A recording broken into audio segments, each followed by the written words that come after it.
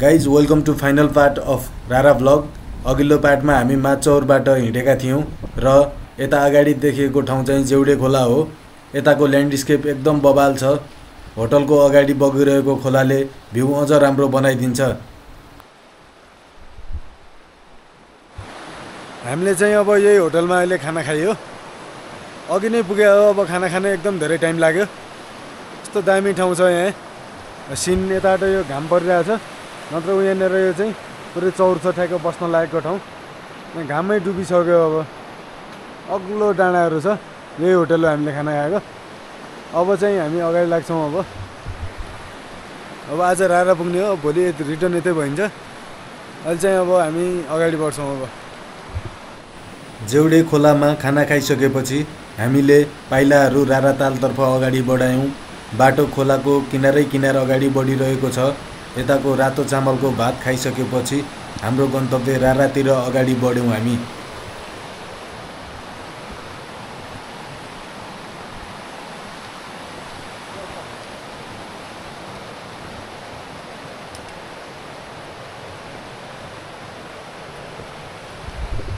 हामीले बाटोमा यस्ता वाटर पासहरू धेरै तरियो।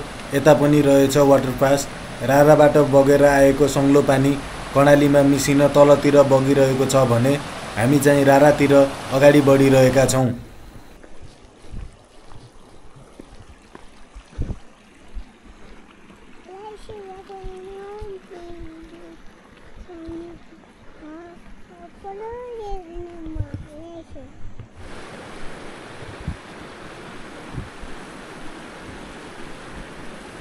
यता ठाउँ ठाउँमा ससाना घाँसे मैदान देख्न सकिन्छ। यहाँ पनि जङ्गलको फेदमा एउटा घाँसे मैदान छ। छेउतिर खोला बगिरहेको छ, आफ्नै सुरमा सङ्गीत छर्दै बगिरहेको पानीको।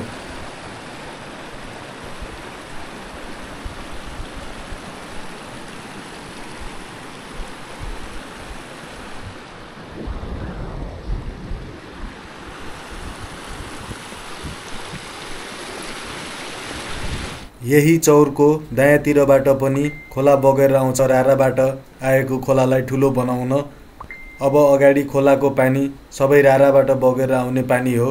बिचमा सङ्लो पानी अनि दुवैतिर धुपीसल्लाले भरिएका जङ्गलले थकान हराए जस्तो हुन्छ।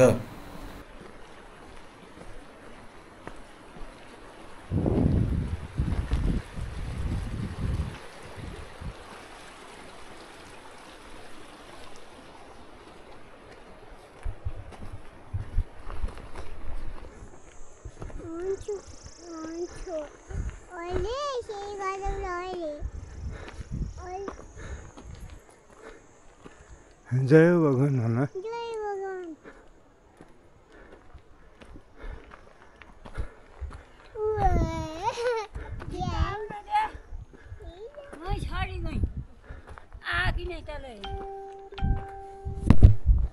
पछाडि नै लोटी त है त सुगन दब हिँड्ने अब चाहिँ।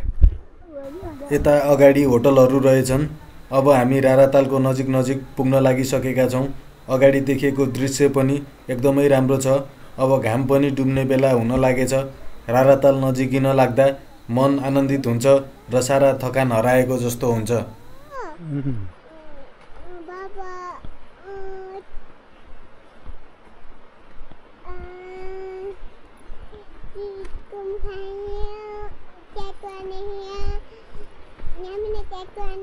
यो ठाउँ चाहिँ छायानाथ रारा नगरपालिका 2 नम्बर वडामा पर्ने रहेछ।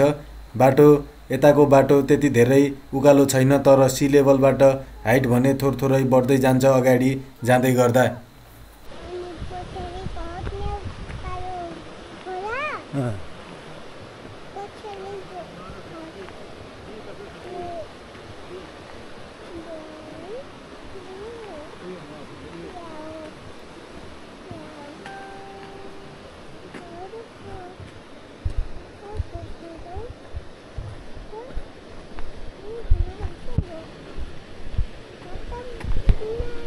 यो ठाउँको नाम चाहिँ माझघट्ट हो।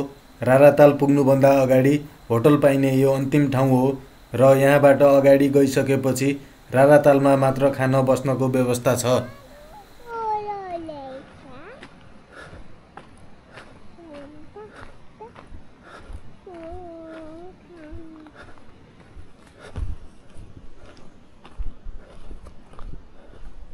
माझघट्टमा यो एउटा चौर रहेछ। हामीले यही चौरमा एकछिन थकान मेटायौँ अनि राराताल अगाडि रहेको डाँफे गेस्ट हाउसको फोन नम्बर मागेर टेन्ट पनि बुक गऱ्यौँ। अब यताबाट राराताल पुग्न धेरै समय लाग्दैन। राराताल नजिकिँदै गर्दा धेरै पछि रारा हेर्न मन उत्साहित भइरहेको थियो भने अरू फ्यामिली मेम्बरहरूको यो पहिलो पटक रारा भ्रमण थियो।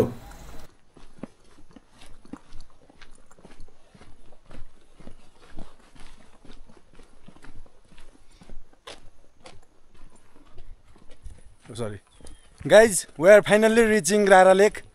अब हाम्रो आँखा अगाडि यहाँ देखिसक्यो जङ्गलको बिचबाट, अझै क्लियर भ्यू छैन। अब 2 मिनट हिँडेर चाहिँ अगाडि 2 मिनट होइन 1 मिनट हिँडेर अब हामी चाहिँ फाइनल्ली चाहिँ रारा रिच गर्दैछौँ है गाइज। अब फर यु गाइज, यहाँ अगाडि राराको भ्यू देखिँदैछ। अब यो बाटो आयो, यहाँ अगाडि पुल रहेछ उता पारिपट्टि जाने। धेरै वर्षपछि रारा रिटर्न, 10 वर्षपछि खोला फर्किन्छ भन्दा 10 वर्षपछि चाहिँ म यहाँ फर्केर रारा आइपुगेँ। यहाँ पनि छन् हिरोहरू, खै यहाँ हेर्दा हेलो भन्नु। फाइनल्ली रारा रारा।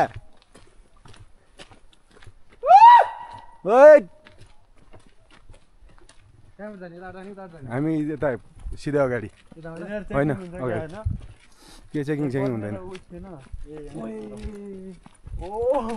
ल अगाडि रारा देखियो, सिधै त्यो बाटो हो क्या। फर्स्ट ग्लिम्स अफ रारा आई गाइज। यहाँ अगाडि चाहिँ अब यहाँ फर्स्ट टाइम चाहिँ फर्स्ट पोइन्ट यहाँबाट बाजुरातिरबाट आउँदाखेरि यो बाटो अगाडि पुरै राराको view. Wow, fucking heaven.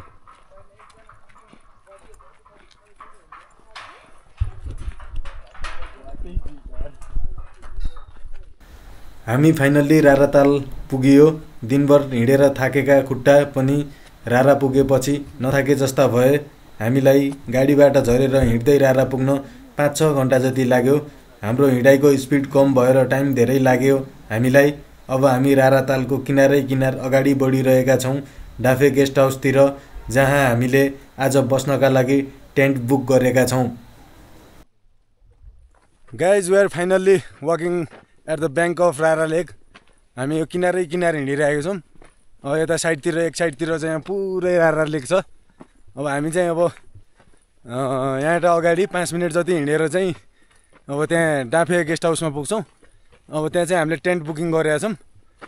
Tent अब त्यसैको लागि चाहिँ अब टाइममा पुग्नुपर्ने भयो। अन्त पछाडि हाम्रो ग्रुप आउँदैछ। अब हामी चाहिँ रारा पुग्दैछौँ। कस्तो लागिरहेछ नि? हेभन रहेछ, हेभन। यहाँ अब धेरै पछि आयो हो, पहिला पनि आइसकेको थियो, पहिल्यै थाहा थियो राम्रो छ भन्ने चाहिँ। तर अहिले अब आएर अझ फेरि चाहिँ लाइभ चाहिँ हेर्न पाउँदा चाहिँ मजा आइरहेछ। बाटोभरिको दुःख चाहिँ अब हिँडेको यत्रो दुःख चाहिँ यहाँ आएर असुल हुन्छ। यो चाहिँ सिन नेताको यो रारा हेर्दाखेरि चाहिँ यहाँ चाहिँ यो पुरै बाटोभरिको दुःख गरे चाहिँ असुल हुन्छ यहाँ चाहिँ।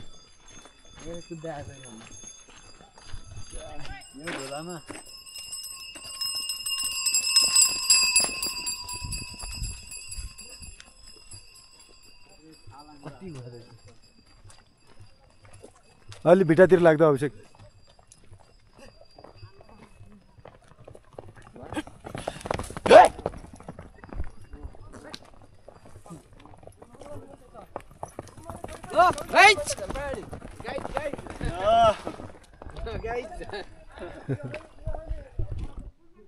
हामी फाइनल्ली डाँफे गेस्ट हाउस पुग्यौँ। डाँफे गेस्ट हाउस रारातालको ठिक अगाडि छ र यसको छेउतिर रारा राष्ट्रिय निकुञ्जको कार्यालय छ। गेस्ट हाउस अगाडितिर राराताल फैलिएको देख्न सकिन्छ। दिनभरको थकान यता पुगेपछि हराए जस्तो हुन्छ। गेस्ट हाउसमा पुगेर टेन्टको कुरा गरिसकेपछि अब बेलुकाको टाइम यतै राराताल अगाडि थकान मेटाउँदै कटाउँछौँ हामी। गाइज, हामी फाइनल्ली चाहिँ यहाँ रारा आइपुग्यो। यहाँ पछाडि देखिरहेको छ टेन्टहरू देखिरहेछ। यहाँ चाहिँ अब हामी आज राति स्टे गर्ने हो। यहाँनिर फर्स्टको 2टा टेन्ट चाहिँ हाम्रो छ। टेन्ट नम्बर 1 र 2 रहेछ। अब आजको स्टे हाम्रो यहीँ हुने भयो। अब एकदम बवाल छ। धेरै वर्षपछि रारा रिटर्न भयो। यो सिन हेर्न मजा आइरहेछ। पछाडि पुरै रारा लेक छ। भ्यूै अति दामी। सिधै अगाडि चाहिँ हाम्रो राराको भ्यू बबाल। यहाँनिर बसिरहेको छु म चाहिँ।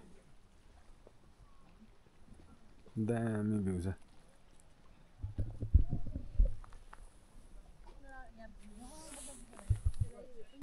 बेलुका पख फायर क्याम्पसँगै खुकुरी रम खाइयो। थकाइ र जाडो कम गर्न राति खाना खाएर अबेरसम्म आगो तापियो अनि सुतियो। अब बिहान हामी बोटिङ गर्ने ठाउँतिर अगाडि जाँदैछौँ। पहिला 2 पटक रारा आउँदा पनि मैले बोटिङ नगरी फर्केको थिएँ, तर आज चाहिँ हामी बोटिङ गरेर जाने सोच बनाएका छौँ। यो चाहिँ निकुञ्ज कार्यालयको गेट हो। यहाँ निकुञ्ज सम्बन्धी जानकारी सहितका बोर्ड पनि राखिएका छन्। यताबाट अगाडि गयो भने आर्मीको ब्यारेक आउँछ र त्यही ब्यारेक अगाडि बोटिङका लागि ऱ्याफ्ट बोर्डहरू तयार अवस्थामा राखिएका हुन्छन्। Hello guys, good morning from रारा। अब हिजो राति चाहिँ क्याम्प फायर यताउति भयो। रातिको भिडियोहरू त्यति बनाइएन। अब अहिले चाहिँ बिहान मर्निङ भइरहेछ। हामी यहाँ बोटिङ हुने ठाउँतिर चाहिँ जाँदैछौँ। आज चाहिँ हाम्रो डे 3 हो कि राइट, डे 3 चाहिँ हो आज। अब अहिले बोटिङ गरेर रिटर्न हुने कुरा डिसाइड हुन्छ।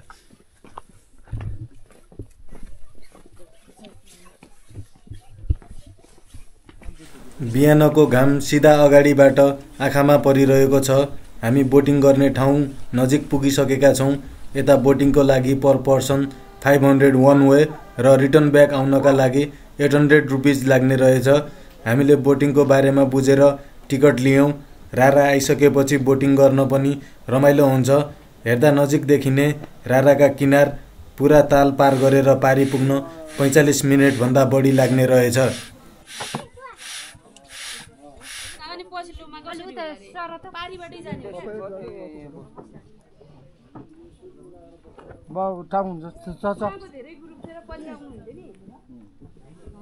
हामीले बोटिङको टिकट लिइसकेपछि ऱ्याफ्ट बोटमा चढ्यौँ।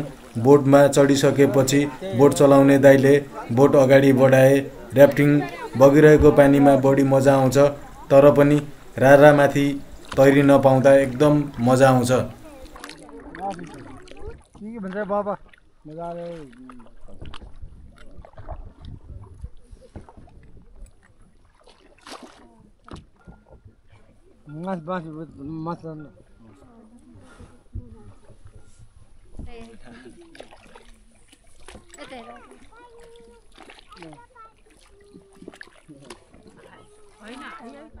तालको गहिराईमा सूर्यको रिफ्लेक्सन पनि देखिरहेको छ।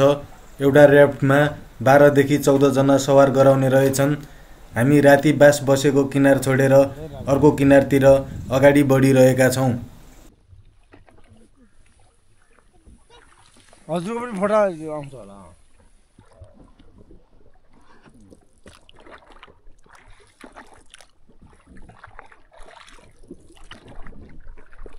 जिन्दगी चाल्न त चल्याछ। रारा तालको बीचबाट रारालाई वरिपरि हेर्दा प्रकृतिको जादु जस्तो लाग्छ। राराको गहिराईले मनलाई पनि गहिरो सोचमा पुर्याउँछ।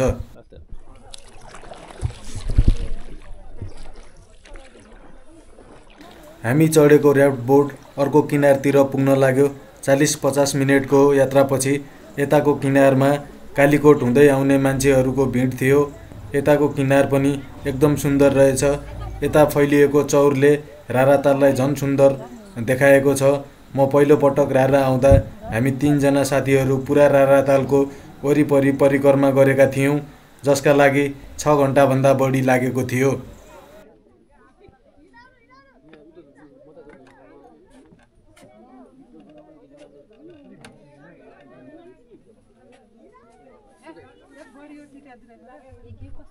राराको यो किनारमा फोटोहरू खिचियो, घोडा चढियो अनि एकछिन यताको वातावरणसँग रमाएर हामी फर्कियौँ।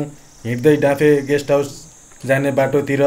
यताबाट करिब 1 घण्टामा डाँफे गेस्ट हाउस पुगिने रहेछ। रारा तालले स्मृतिको क्यानभासमा रमणीय यादहरूका चित्रहरू कैद गर्यो। समग्रमा रारा तालको घुमघाम एकदमै रमाइलो भयो। ऱ्याप बोर्डले उतारेको ठाउँबाट अगाडि यता पनि मिनी पाटन रहेछ। रारातालको छेउमा फैलिएका यस्ता पाटनहरू वा घाँसे मैदान धेरै नभए तापनि भएका मैदानले मनमा एक प्रकारको शान्ति दिन्छ। राराले अफर गरेका दृश्यहरू अवलोकन गर्दै अगाडि बढ्यौँ हामी। यता जङ्गलको बीचैबीच बाटो अगाडि बढेको छ।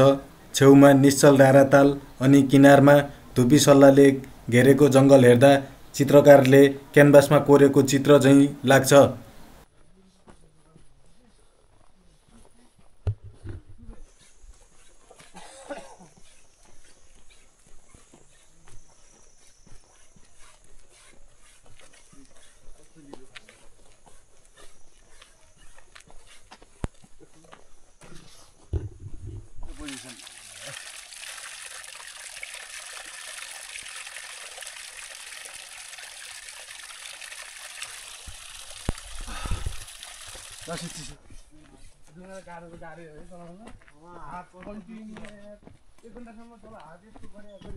यताबाट यता हामी बाजुराबाट आउँदा रारा देखिने फर्स्ट पोइन्टमा पुग्यौँ। ऱ्याफ्टिङ गरेर ताल तरिसकेपछि हाइक पनि एकदम रमाइलो भयो। राराले मन मस्तिष्क आफू चाहिँ स्वच्छ बनाए जस्तो लाग्यो मलाई।